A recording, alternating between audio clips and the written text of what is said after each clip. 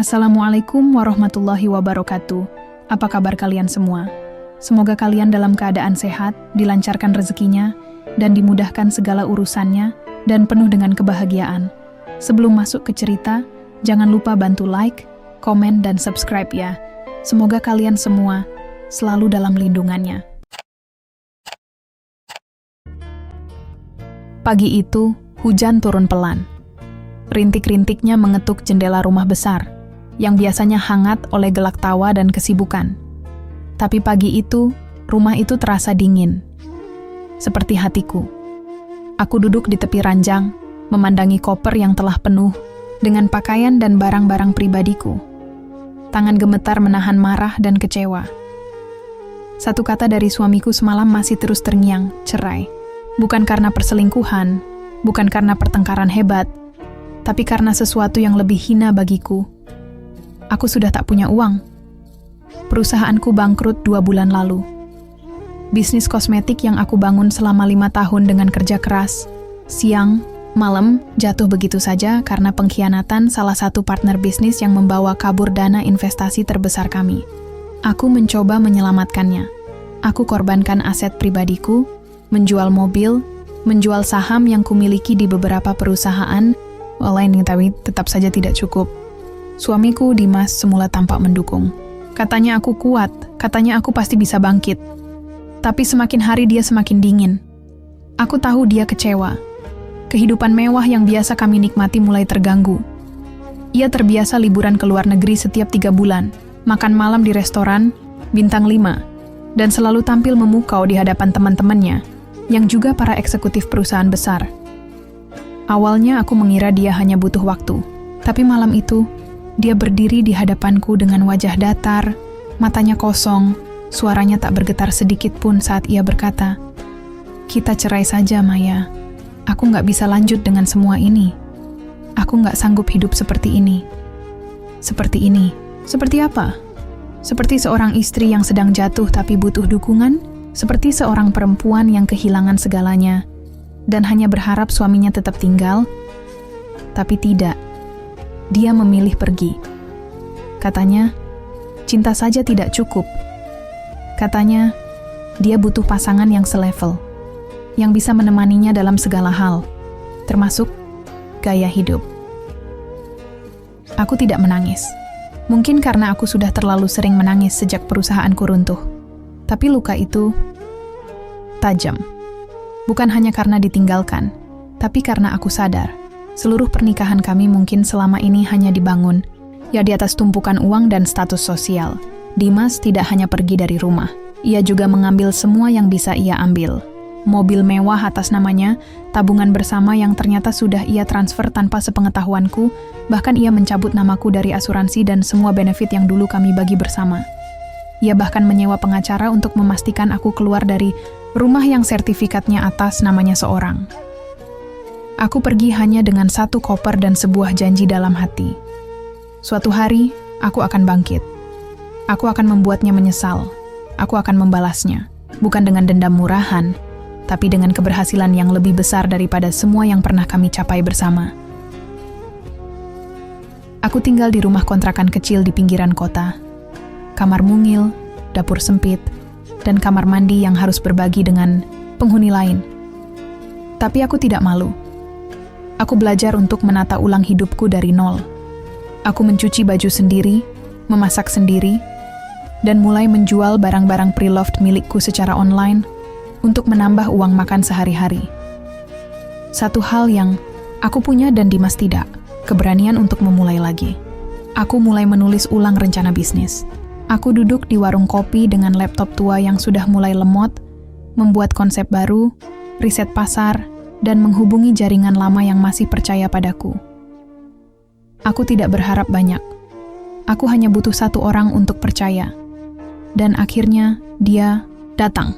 Seorang mantan karyawan yang kini membuka usaha skincare kecil-kecilan. Dia menghubungiku dan berkata, "Mbak Maya, saya tahu Mbak sedang jatuh, tapi saya percaya sama insting dan keahlian Mbak. Kalau Mbak mau, saya mau kita kerja bareng." Aku tidak langsung mengiyakan.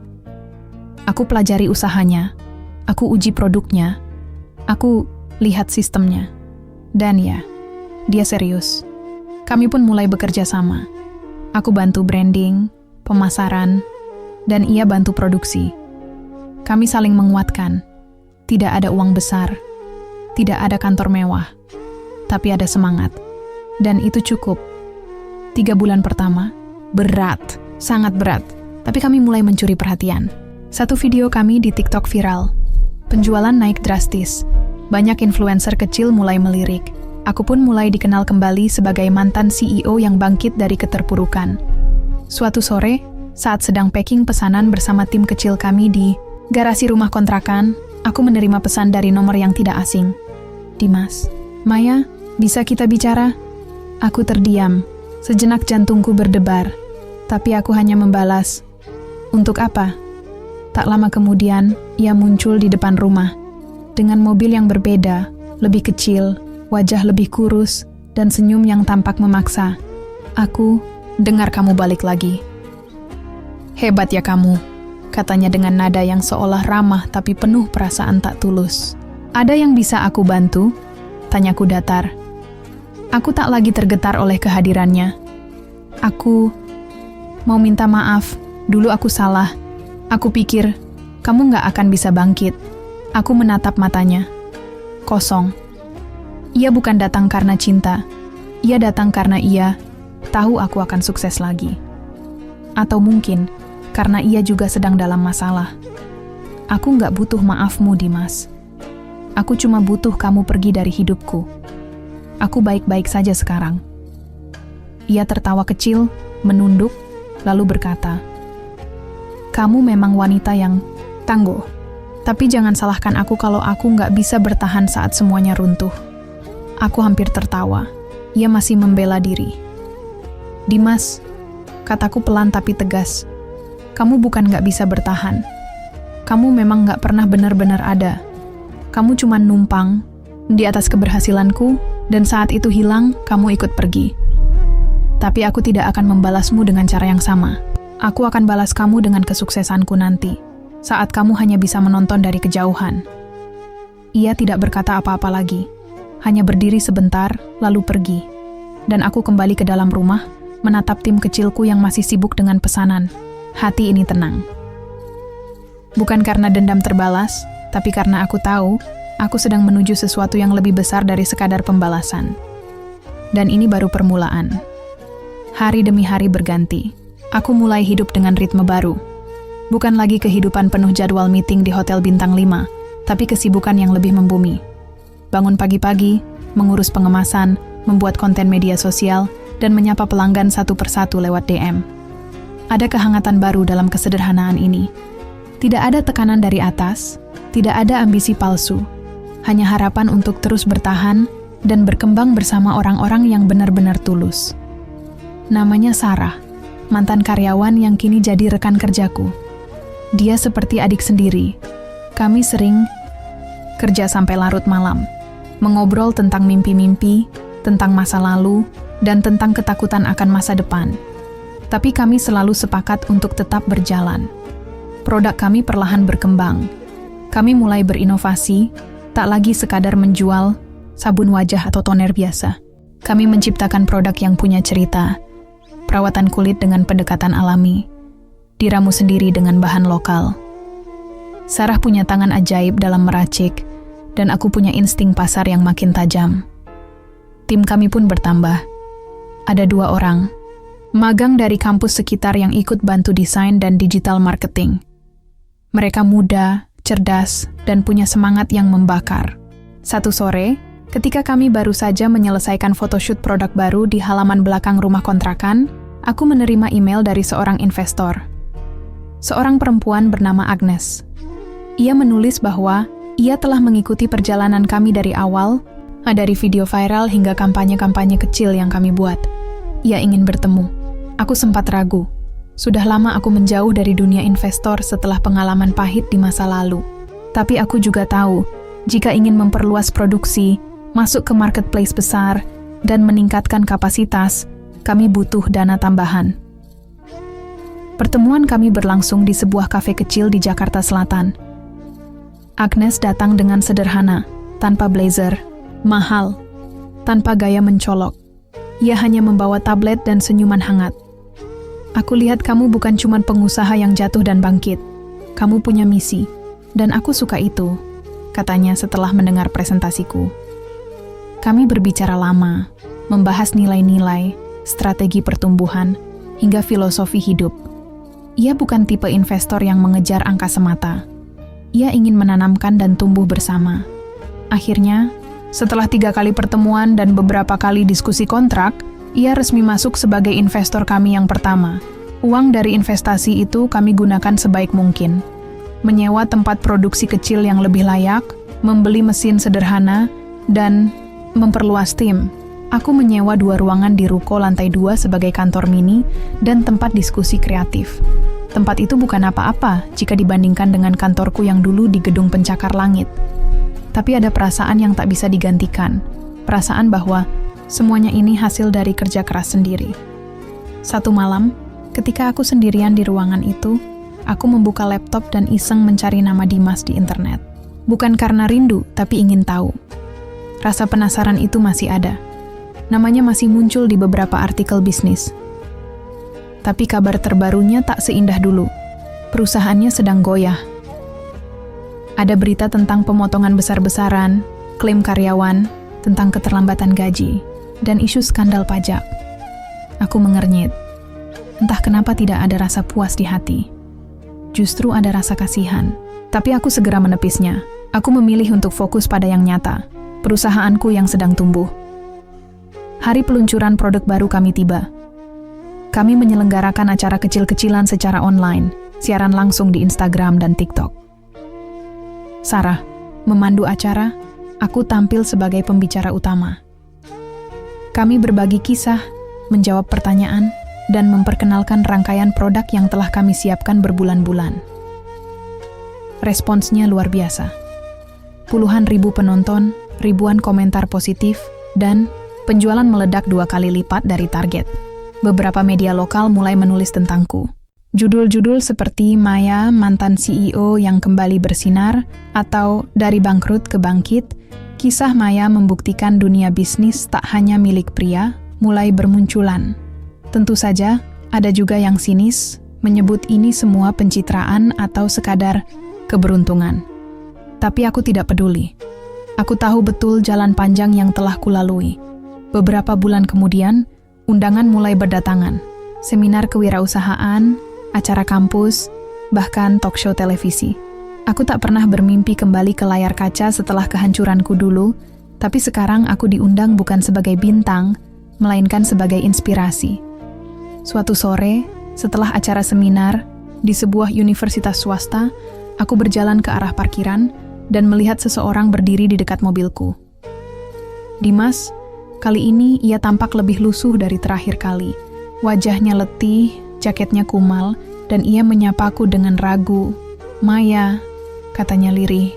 Aku memandangi wajahnya yang kini tak lagi memancarkan kepercayaan diri yang dulu membuatku jatuh cinta.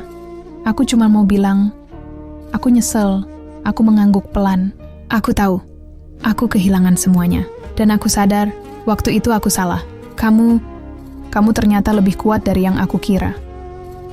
Aku menatapnya tanpa marah, tanpa dendam. Aku hanya melihat seorang laki-laki yang dulu pernah menjadi bagian dari hidupku.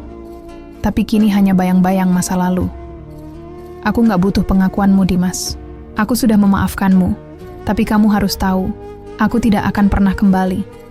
Ia mengangguk, menunduk, dan pergi tanpa berkata apa-apa lagi. Di dalam mobil, aku duduk sebentar, menarik napas panjang. Lalu aku tersenyum. Bukan karena dia datang, tapi karena aku tahu aku sudah benar-benar sembuh.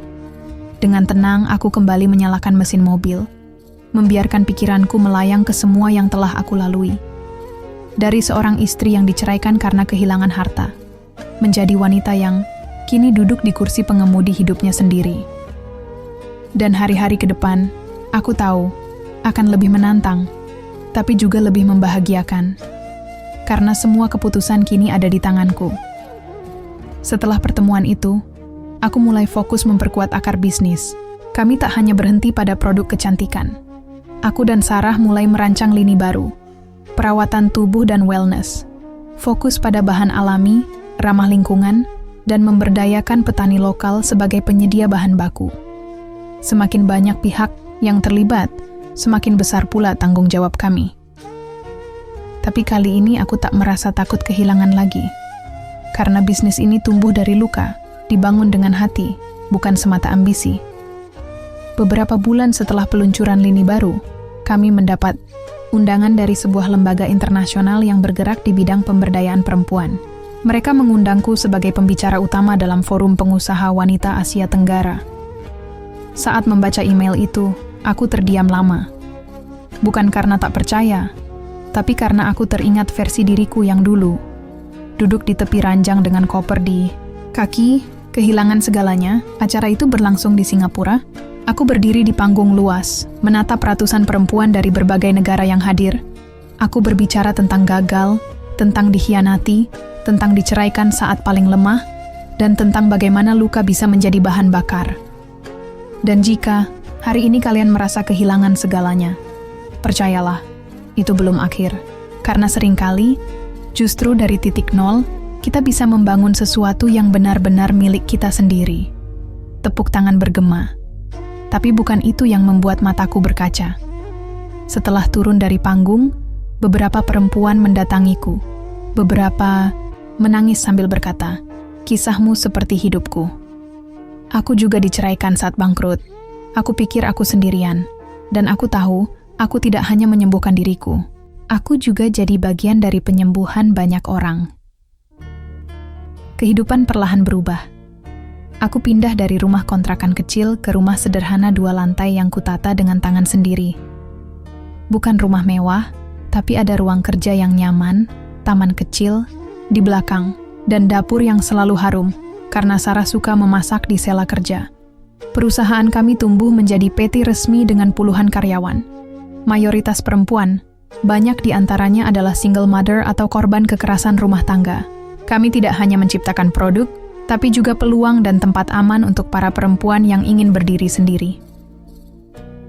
Suatu malam, saat sedang menyusun laporan bulanan, Sarah masuk ke ruang kerjaku sambil membawa 2 cangkir teh. "Mbak Maya, tahu nggak? Produk kita udah masuk 10 besar brand lokal paling dicari di Shopee bulan ini." Aku tersenyum, menyambut teh hangatnya. Alhamdulillah. Sarah duduk di kursi seberangku, matanya berbinar. Dulu waktu Mbak pertama kali ngajak aku sempat ragu. Tapi sekarang, lihat kita. Kita udah sampai sejauh ini. Aku menatapnya, merasakan haru yang menyesakkan dada. Aku juga nggak nyangka, Sar. Tapi ini bukan cuma kerja kita. Ini hasil dari semua luka yang nggak kita biarkan jadi racun. Tapi kita olah, kita ubah jadi kekuatan. Malam itu, kami duduk berdua lama, membahas impian-impian selanjutnya. Membuka rumah produksi sendiri, membangun sekolah keterampilan untuk perempuan korban KDRT, membuat lini edukasi gratis tentang kewirausahaan digital. Aku tak lagi hidup dengan dendam, tapi dengan api yang lebih bersinar dari itu. Tekad untuk membuat hidupku berarti, bukan hanya untukku, tapi untuk banyak orang. Beberapa waktu kemudian, aku menghadiri sebuah gala dinner tahunan untuk pengusaha muda nasional. Undangan itu datang dari kementerian yang dulu sempat memberiku penghargaan saat bisnis lamaku masih berjaya. Kini aku diundang kembali, bukan karena masa lalu, tapi karena pencapaian baru. Di ruangan besar dengan lampu kristal dan alunan musik elegan, aku berjalan di antara orang-orang yang dulu memandangku sebagai wanita sukses, lalu menghilang saat aku jatuh. Beberapa terkejut melihatku. Beberapa menyapa dengan basa-basi, dan sebagian kecil benar-benar menyambut dengan hangat. Dan di sana, di sudut ruangan aku melihat Dimas lagi. Dia datang sendiri, tidak lagi dalam lingkaran para eksekutif, tampak canggung di tengah percakapan yang tidak ia kuasai lagi. Aku tak tahu apakah ia sekarang bekerja di tempat baru, atau sedang mencoba memulai dari awal. Tapi aku tidak lagi peduli. Ia menatapku. Kali ini tidak mendekat. Hanya berdiri dengan ekspresi sulit ditebak. Aku membalas tatapannya dengan senyum tipis.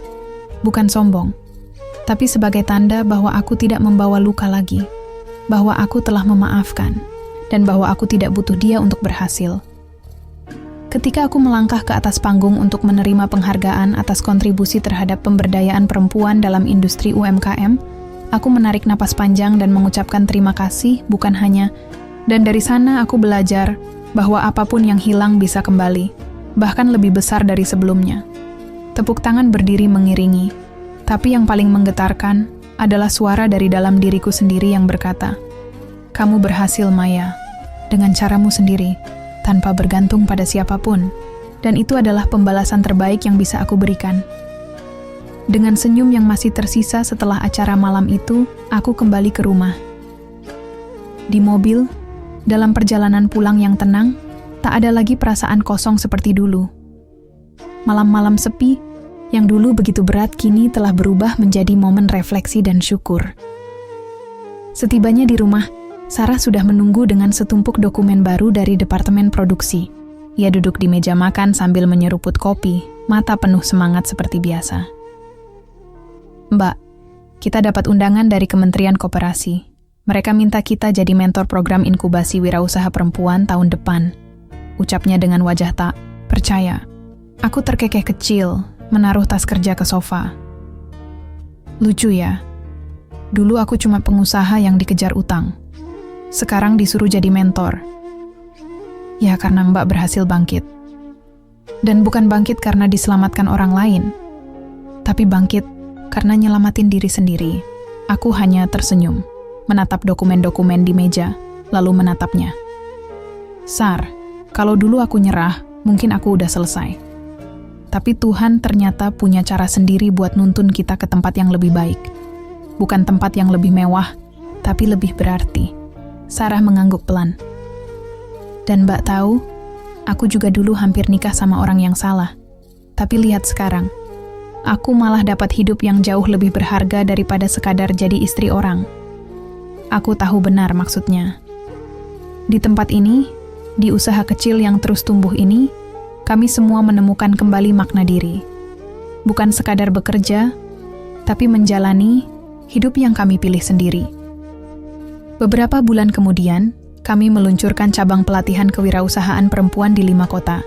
Program itu diberi nama Bangkit, bukan karena dramatis, tapi karena memang itulah kata yang mewakili perjalanan kami. Setiap kelas diisi oleh perempuan-perempuan dari berbagai latar belakang, ibu rumah tangga, janda muda, korban penipuan, dan bahkan mereka yang dulu hampir menyerah karena tekanan rumah tangga yang tidak adil. Di setiap wajah mereka, aku melihat diriku sendiri. Salah satu peserta, Rika, datang padaku setelah sesi sharing. Ia mengenakan kerudung sederhana, matanya sembab karena baru saja menangis. "Mbak Maya, aku baru diceraikan bulan lalu. Suamiku tinggalin aku dan anakku karena aku nggak bisa bantu dia bayar cicilan mobil. Aku pikir hidupku selesai." Aku menggenggam tangannya. "Enggak, Rik. Hidupmu baru mulai, percaya sama aku." Dia mengangguk sambil menangis, dan dalam pelukannya, aku seperti memeluk diriku sendiri dari masa lalu. Yang hancur, tapi memilih bangkit. Dalam waktu 2 tahun, nama brand kami semakin dikenal. Tak lagi sekadar online, tapi kami mulai masuk ke toko-toko offline, bekerja sama dengan jaringan retail lokal. Produk kami ditampilkan dengan bangga di rak-rak, lengkap dengan label kecil bertuliskan, "Dibuat oleh perempuan untuk perempuan." Media mulai menjuluki kami sebagai perusahaan perempuan bangkit. Tapi aku selalu mengingatkan tim, kita bukan sekadar perempuan, kita pejuang. Suatu hari, dalam sebuah konferensi besar tentang transformasi UMKM, aku duduk bersama panelis dari luar negeri.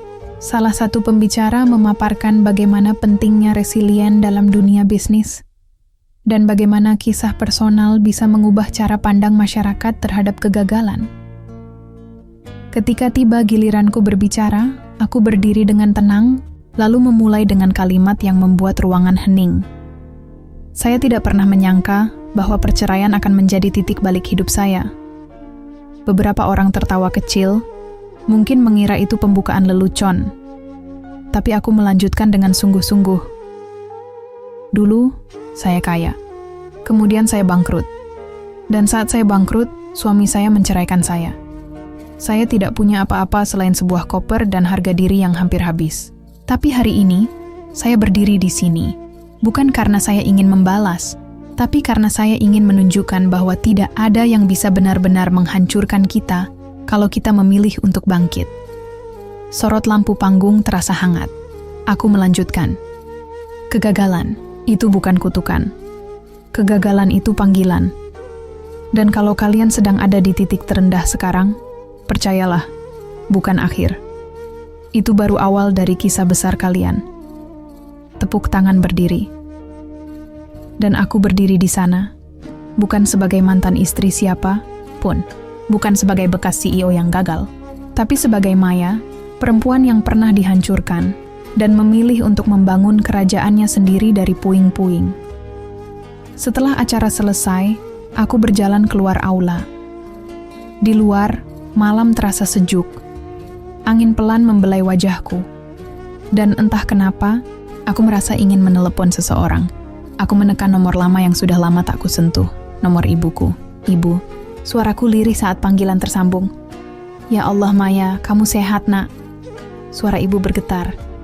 Kami sempat jauh, karena saat aku dulu sibuk mengejar dunia, aku jarang pulang. Bu, aku pengen pulang. Minggu ini, aku mau ke rumah. Mau bawa sesuatu buat ibu. Ibu tak bisa menyembunyikan tangisnya. Aku pun ikut menangis. Di tengah dinginnya malam, di tengah puncak prestasi. Karena akhirnya, aku sadar, puncak yang sesungguhnya bukan ketika aku menerima penghargaan, bukan saat omzet miliaran, tapi ketika aku kembali pada akar, pada keluarga, pada diriku sendiri yang dulu pernah hilang. Dan malam itu, dalam sunyi, aku menulis sesuatu di buku harianku yang selalu kubawa kemana-mana. Aku bukan ingin membalas dendam, aku hanya ingin hidup lebih baik. Dan hari ini aku hidup, lebih dari sekadar baik. Minggu itu, aku benar-benar pulang ke rumah ibuku. Rumah kecil di pinggiran kota yang dulu sering kuabaikan demi rapat, proyek, dan ambisi-ambisi kosong. Begitu kaki melangkah ke halaman, aroma tanah basah dan bunga Kamboja langsung menyambutku. Semua terasa seperti memori yang tertunda. Terlalu lama ku pendam. Akhirnya kembali dengan kekuatan yang tak tertahankan. Ibu membukakan pintu sambil menangis. Wajahnya sudah jauh menua dari terakhir kali aku benar-benar memandanginya lama. Aku memeluknya erat, seperti anak kecil yang baru saja selesai berlari jauh. Maaf Bu, hanya itu yang bisa kuucapkan, dan itu pun tercekat. Ibu mengusap punggungku pelan. Kamu nggak perlu minta maaf, kamu udah kembali. Itu cukup. Hari-hari di rumah ibu menjadi semacam terapi. Setiap pagi, aku membantu menyapu halaman, memasak bersama, atau sekadar duduk di teras sambil bercerita.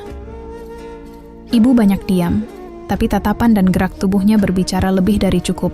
Ia bangga. Ia bahagia melihat anaknya kembali bukan dalam keadaan hancur, tapi utuh, lebih utuh dari sebelumnya. Di malam terakhir sebelum kembali ke Jakarta, kami duduk berdua di ruang tamu yang remang, hanya diterangi lampu gantung tua. Maya, suara, ibu pelan. Ibu tahu kamu sekarang kuat, tapi jangan pernah biarkan kekuatan itu menutup hatimu. Jangan sampai jadi keras. Tetap jadi Maya yang penuh kasih, ya nak. Aku menatapnya, lalu mengangguk sambil menggenggam tangannya. Iya Bu, Maya yang sekarang bukan untuk balas dendam, tapi Maya yang ingin hidup penuh cinta. Untuk ibu, untuk semua yang pernah dihancurkan oleh ketidakadilan. Keesokan harinya aku kembali ke Jakarta, dengan perasaan yang lebih tenang.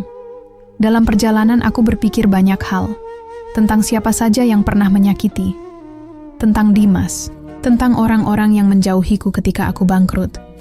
Tapi kini semuanya terasa jauh, tak lagi penting, karena yang tersisa hanyalah diriku yang sekarang. Perempuan yang menciptakan ruang baru dari kehancuran. Beberapa bulan kemudian, tepat di ulang tahun keempat perusahaanku yang sekarang, kami mengadakan perayaan kecil di kantor pusat. Karyawan, kami kini sudah hampir 100 orang. Sebagian besar adalah perempuan, beberapa laki-laki, semua dengan cerita hidupnya masing-masing. Di ruangan itu, Aku berdiri di tengah mereka, membawa kue ulang tahun besar sambil tersenyum lebar. Saya mau ucapkan satu hal, kataku setelah mereka selesai bernyanyi. 4 tahun lalu saya tidak punya apa-apa. Tidak punya uang, tidak punya perusahaan, tidak punya pasangan. Tapi saya punya satu hal, tekad. Semua mata memandangku. Ada yang menahan air mata, ada yang tersenyum haru. Saya tahu, kita semua di sini mungkin punya luka masing-masing, tapi saya ingin kalian tahu, luka itu bisa tumbuh jadi akar. Dari sana kita bisa berdiri tegak, kita bisa bangkit, dan sekarang kita tidak sendiri. Aku menatap Sarah yang berdiri di pojok ruangan, matanya merah. Aku tahu, dia juga merasakan hal yang sama. Kami saling menatap dan tersenyum, karena kami tahu, kami bukan hanya rekan kerja, kami saudara seperjuangan. Setelah perayaan selesai, aku duduk di ruanganku, menatap layar komputer yang memperlihatkan laporan pertumbuhan bisnis. Semua angka itu tak lagi membuatku terkesan. Yang lebih menggetarkan adalah nama-nama di balik angka itu, karyawan yang dulu hampir menyerah hidup, mitra-mitra lokal yang kami angkat dari nol, pelanggan setia yang selalu percaya pada kami sejak awal. Dan saat itu, masuklah sebuah email. Dari alamat yang tidak asing, Dimas.Hartantoy, aku membukanya dengan hati yang datar. Tak ada kemarahan, tak ada harapan. Maya, aku tahu aku tak pantas menghubungimu lagi. Tapi aku dengar tentang kamu, tentang perusahaanmu, dan semua yang sudah kamu capai. Aku hanya ingin bilang, kamu luar biasa. Dan aku minta maaf karena dulu terlalu buta untuk melihat siapa kamu sebenarnya. Kalau suatu hari kamu bersedia, aku ingin bertemu. Tidak untuk mengungkit masa lalu, tapi sekadar mengucapkan terima kasih karena kamu pernah hadir dalam hidupku. Dimasaku menatap layar beberapa detik, lalu menarik napas dan menutup laptop. Aku tidak membalas. Bukan karena dendam, tapi karena aku tahu tidak semua cerita butuh babak baru. Beberapa cukup dibiarkan selesai, dan ini adalah salah satunya. Malam itu, aku berjalan keluar gedung, menatap langit Jakarta yang penuh cahaya dari lampu kota. Lalu aku menutup mataku sejenak, membiarkan semua perasaan turun seperti hujan. Rasa sakit, kehilangan, kemenangan, cinta, dan pengampunan. Aku masih akan terus berjalan. Masih banyak yang harus aku lakukan. Masih banyak perempuan yang ingin aku rangkul. Dan masih banyak luka yang ingin aku ubah jadi kekuatan. Karena ini belum akhir. Ini baru permulaan. Dan aku, Maya, bukan hanya perempuan yang diceraikan karena miskin. Aku adalah perempuan yang memilih untuk berdiri. Dan ketika aku berdiri, aku tak hanya berdiri untuk diriku, tapi untuk semuanya, untuk kita semua. Beberapa minggu setelah email dari Dimas, aku kembali larut dalam rutinitas. Rapat, pengembangan, produk, mentoring komunitas wirausaha, dan kunjungan ke lokasi produksi. Hidupku tak lagi tenang seperti dulu, tapi kini aku menyukai sibuknya. Setiap langkah punya arah, setiap keputusan punya makna. Sampai suatu hari, di sebuah acara talk show televisi nasional, aku diundang sebagai tamu utama. Tema malam itu, Bangkit, dari nol, kisah nyata perempuan pejuang. Studio penuh, lampu-lampu sorot menyorot wajahku. Di seberang, duduk pembawa acara ternama yang sudah aku kenal lewat layar kaca sejak lama. Kita semua sudah mendengar kisah Mbak Maya yang luar biasa. Tapi, kalau boleh tahu, apa sebenarnya yang paling membuat Mbak Maya kuat selama semua proses itu? Tanya sang host dengan lembut. Aku diam sejenak, menatap para penonton yang hadir. Kamera menyorot wajahku dari berbagai sudut. Lalu aku menjawab, perlahan. Yang membuat saya kuat bukan karena saya ingin membalas, tapi karena saya ingin membuktikan bahwa saya layak dicintai, bahkan saat saya tidak punya apa-apa. Dan cinta itu, ternyata, datang dari dalam diri saya sendiri. Studio hening. Lalu tepuk tangan perlahan menggema. Beberapa orang tampak mengusap air mata. Tapi aku tetap tenang, karena aku sudah tidak lagi berbicara dari luka, tapi dari penyembuhan. Beberapa hari setelah acara itu, aku menerima pesan dari seseorang yang tidak kuharapkan, tapi juga tidak mengejutkan. Pesan dari Putri Dimas, anak tiriku dulu. Namanya Dira. Dia sudah remaja sekarang. Tante Maya, aku nonton Tante di TV. Aku tahu semuanya dulu nggak adil. Tapi aku mau bilang makasih. Karena Tante pernah sayang sama aku, walau sebentar, aku belajar banyak dari kisah Tante. Hatiku bergetar. Aku membalasnya dengan hangat. Kami bertukar pesan beberapa kali.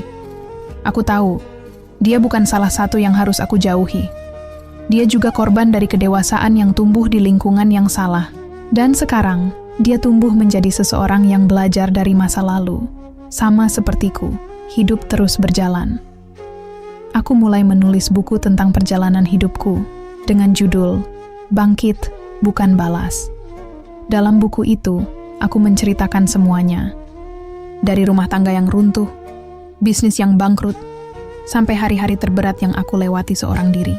Tapi di akhir halaman, aku tidak menuliskan dendam. Aku menuliskan harapan. Satu sore di penghujung tahun, saat matahari mulai tenggelam di balik jendela kantor, aku berdiri di balkon lantai 5, menatap langit yang menguning perlahan. Sarah berdiri di sebelahku. Mbak, kita sudah dapat izin untuk membuka pusat pelatihan nasional. 3.000 pendaftar dalam 2 hari. Aku tersenyum. Luar biasa. Jadi, rencana Mbak selanjutnya apa?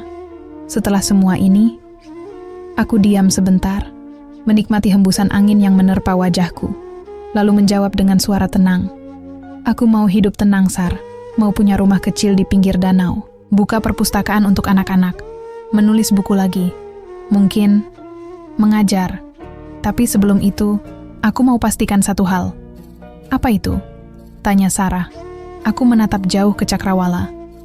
Aku ingin memastikan tidak ada perempuan yang dibiarkan runtuh hanya karena dia kehilangan uang atau status. Aku ingin setiap perempuan tahu mereka punya hak untuk bangkit, dan cinta tidak pernah boleh ditukar dengan materi. Mata Sarah berkaca-kaca. Ia menggenggam tanganku pelan. Terima kasih ya Mbak, udah ngajarin aku jadi perempuan yang utuh. Aku tersenyum. Tapi dalam hati, aku tahu ini bukan tentang aku. Ini tentang semua perempuan yang pernah dikhianati saat lemah. Tentang kita semua yang dicerai bukan karena salah, tapi karena dianggap tak lagi layak. Dan hari ini, aku tahu, aku tidak hidup untuk membalas siapapun. Aku hidup untuk menang. Dengan cara yang paling tenang, paling tulus, dan itu adalah akhir yang terbaik yang bisa kuminta.